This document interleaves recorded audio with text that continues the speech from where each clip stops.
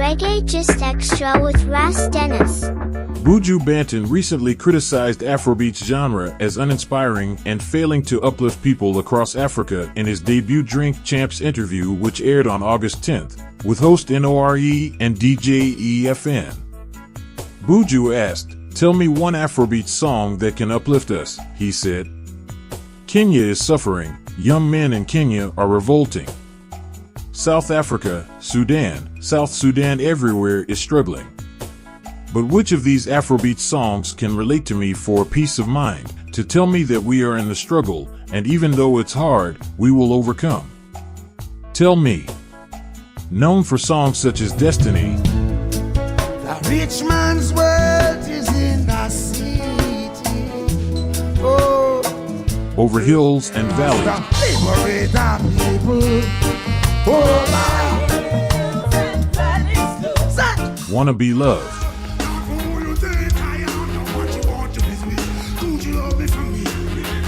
Buju argued that despite its global success, the genre fails to address pressing socio-political issues or uplift the African people, stressing the need for music that has a meaningful impact.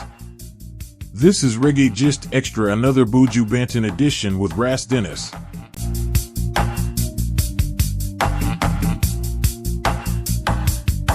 This is the place to be for your reggae gist, facts, and culture.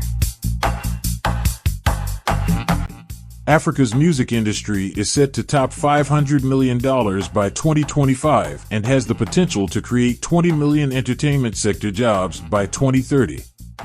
With its global success, the genre, which covers contemporary African pop, has become a point of contention, notably in West Africa, where its roots are often linked. Buju Banton's criticism seems to have revived a debate on Afrobeats' lyrical depth, echoed by Nigerian artists like Burna Boy and Wizkid. In an interview with Apple Music last year, because first of all, I'm making music for Burna myself. Boy criticized a message deficit within the genre.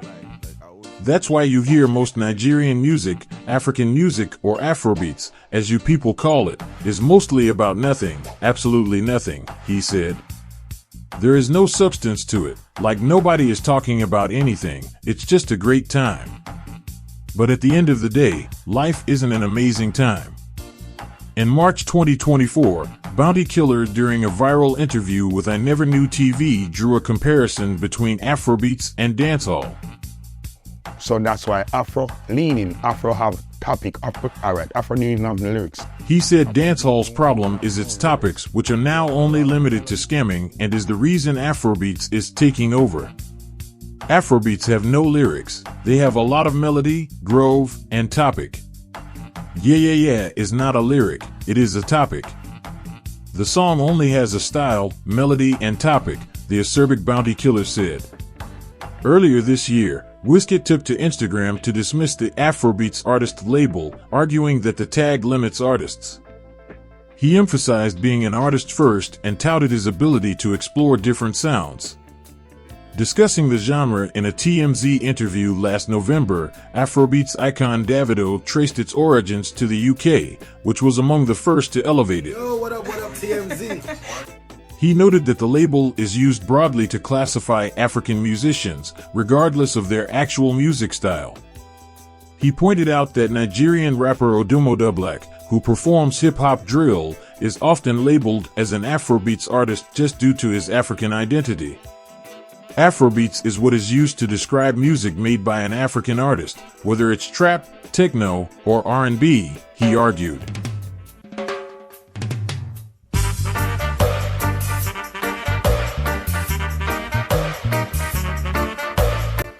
Meanwhile, on the podcast, Buju Banton also addressed the relationship between Afrobeats and reggae, noting that while Afrobeats is an African genre, it bears influences from various musical traditions, including reggae.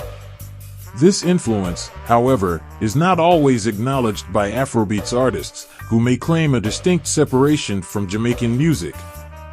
Banton argues that despite these claims, the fundamental connection between African and Jamaican music remains significant due to shared rhythms and cultural expressions. Ras Dennis.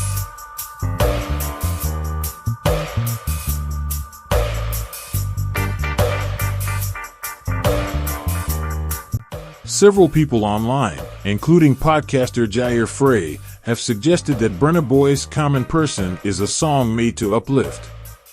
However, the biggest Afrobeats hits often blend pop and R&B sensibilities.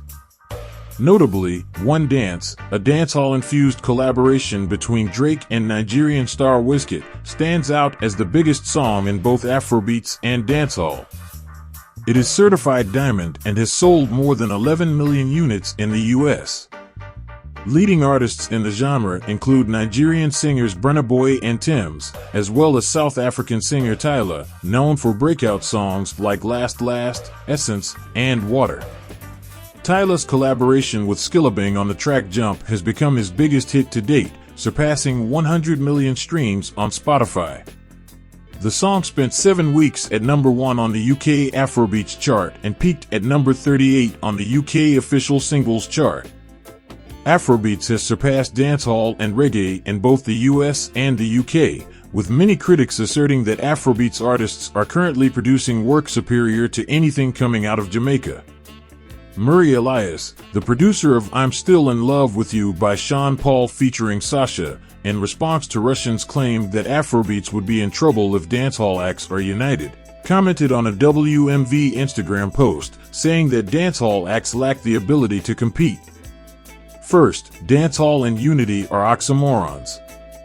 It will never happen. Secondly, even if it were to happen, the Afrobeats artists are better songwriters, better singers, better artists than anything coming out of Jamaica. And by better, I mean more commercial on an international crossover level. Also, the Afrobeats music industry is well-funded and well-run, and the major labels see where it makes money, he said.